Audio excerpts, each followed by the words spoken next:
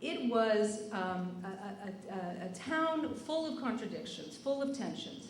It was an industrial town that produced 110 million cigars a year, 40 million cigarettes a year, and millions of dollars in shoes and boots and leather goods.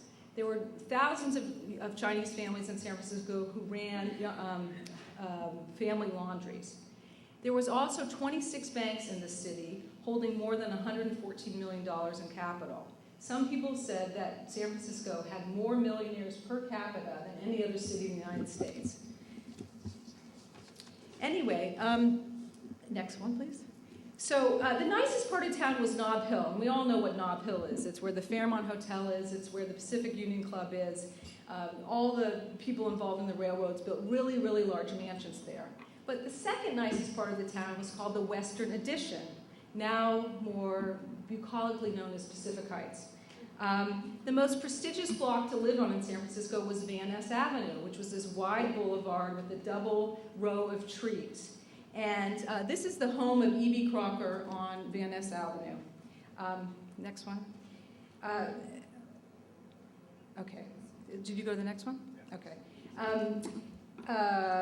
This is the home of David Walter, who was one of the people who grew up in Reckendorf and who had made a fortune in the carpet and furniture business.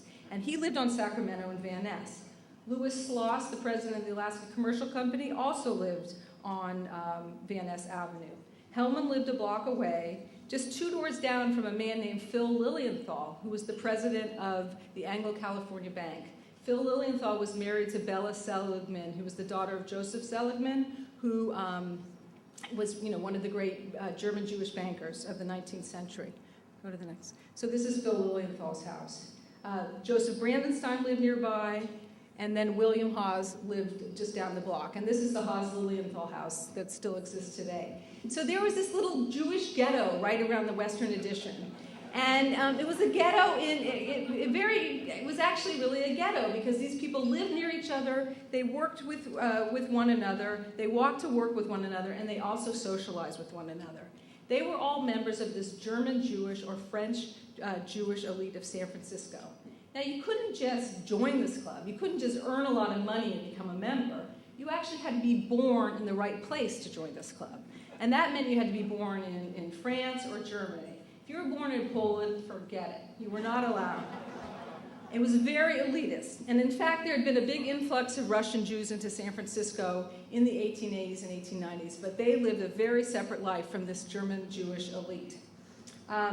So Hellman and his friends were members of the Concordia Club, which continues to exist today, and the Vereen Club, which was known for its very talented card players. And most of them, of course, were members of Temple Emmanuel, which at that point was located on Sutter Street. Now, Emmanuel was really interested in having the richest Jews in San Francisco as its members. And one way it ensured that was that it charged $100 a year for membership. Whereas Sherith Israel, not too far away, only charged $36 a year for membership. So this group made sure that they watched each other's backs. But below this beautiful lifestyle, there was a lot of tension. In 1893, there had been a depression, resulting in a lot of unemployment. And in 1894, there had been a large strike of railroad workers. They struck against the Pullman Car Company, and it sort of shut down the railroad traffic in all of the western United States.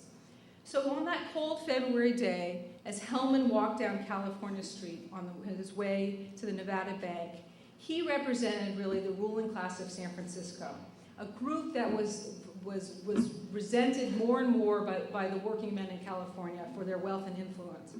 And as he strolled down the street, he was walking down California, he was accosted by a tall man in a gray suit.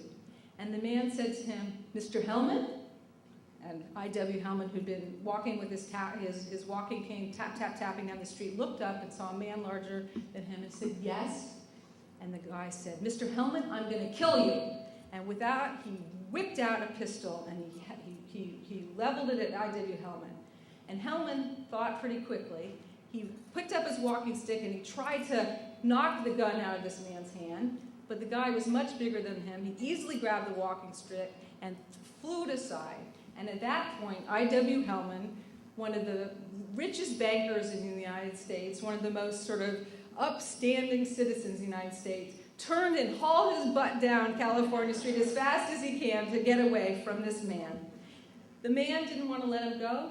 He pulled up the pistol and he fired 2 shots at I.W. Hellman. So, I want to pose the question, why would anyone want to kill I.W. Hellman? What is it about this guy? I mean, sure, he represents the ruling class. Sure, he's wealthy. Sure, he's a Jew. But there are a lot of other people like him in the state. So why did this man shoot at this guy in particular? And in order to answer that question, I have to sort of do a rewind and go back to when Hellman first arrived in the United States and sort of explain how he got to be who he was.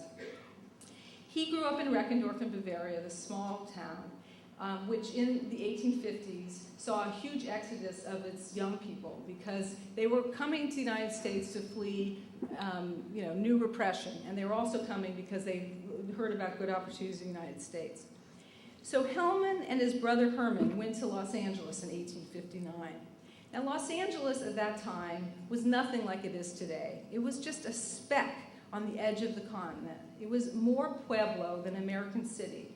There were only 4,400 people living in the city, and most were illiterate. Spanish was the first spoken language, and then came French, and then came English.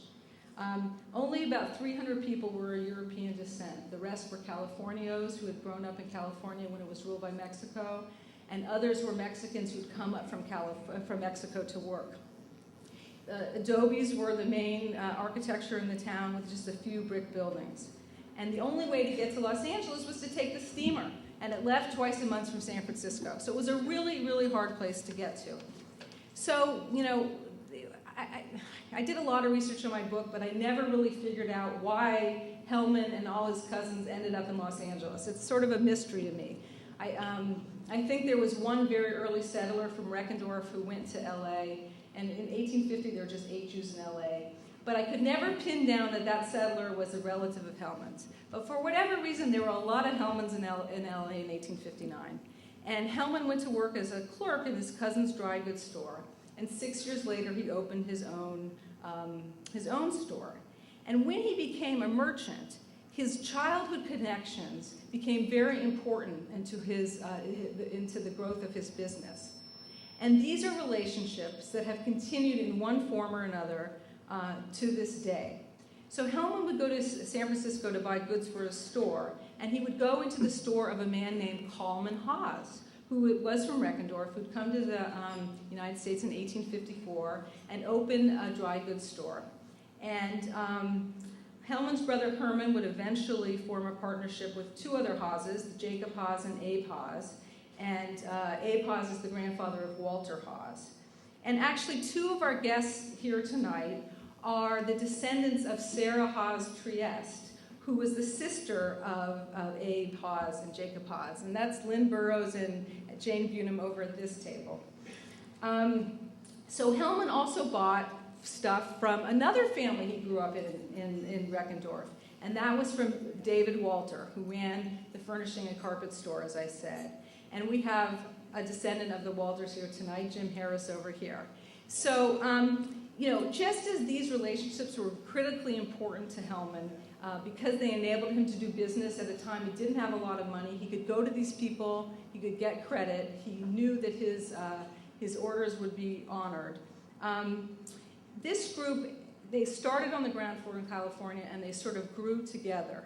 And they started investing in each other's dry goods stores, and they moved on to each other's financial industries, and into each other's bond deals, and then into railroads, et cetera, until the time that they became part of this German Jewish elite that sort of ran a certain part of San Francisco. And they referred to themselves as the Reckendorf aristocracy.